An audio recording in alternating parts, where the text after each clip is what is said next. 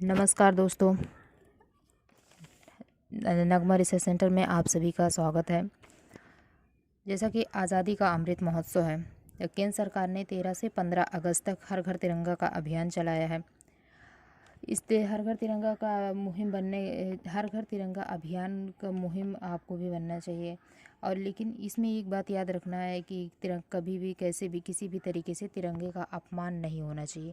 हमेशा तिरंगे का सम्मान करना चाहिए, उसका अभिमान करना चाहिए। तिरंगे का अपमान करने पर आपको 3 साल की सज़ा हो सकती है। जैसा कि 1971 का एक कानून है कि राष्ट्रीय गौरव अपमान निवारण कानून, जिसकी धारा 2 के तहत आपको 3 साल की सज़ा हो सकती है और सज़ा है तिरंगे का अपमान करने पर।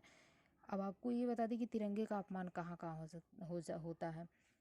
जैसा कि अगर आप घर पे तिरंगा लहरा रहे हैं तो आपको ये बात ध्यान रखना है कि तिरंगा कभी भी झुकना नहीं चाहिए। दूसरी चीज़ कि तिरंगा ऐसा लहराए कि वो ज़मीन से टच नहीं करना चाहिए। उसके बाद तीसरा है कि तिरंगा ऐसी जगह लगाए जहाँ से तिरंगे पर कोई भी पानी ना टपके, वो सेफ रहे। और आगे और भी बताया गया है कि अगर आप तिरंगे का किसी भी प्रकार से किसी भी कपड़े वगैरह में तिरंगा नहीं लगा सकते हैं, ना ही उसका कोई नेपकिन बना सकते हैं, ना ही तकिया बना सकते हैं, और ना ही कुशन में किसी भी चीज़ों में, मतलब किसी घरेलू चीज़ों में आप उसको यूज नहीं कर सकते हैं।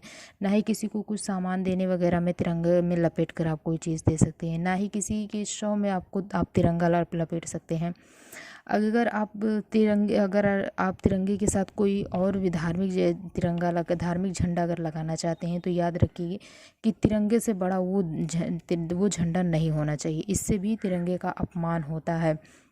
अब यहाँ एक बात और ध्यान देना है कि क्या हर कोई व्यक्ति जो है वो अपनी गाड़ी, चाहे वो कार हो, बाइक, मोटरसाइकिल जो भी है, उस पर क्या तिरंगा लगा सकता है? तो कानूनी तौर से सबको अधिकार है तिरंगा फहराने का। लेकिन संवैधानिक चीज़ तरीके से देखा जाए तो संवैधानिक पदों पर बैठे व्यक्ति को ही अपनी गाड़ी पर तिरंगा लगाने का अधिकार होता है। वही सिर्फ अपनी गाड़ी पर तिरंगा लगा सकते हैं। आगे ये बताया गया है कि तिरंगा जो है वो कभी फटा, मैला, कुचला या कोई गंदा नहीं होना चाहिए, चिमड़ा नहीं होना चाहिए।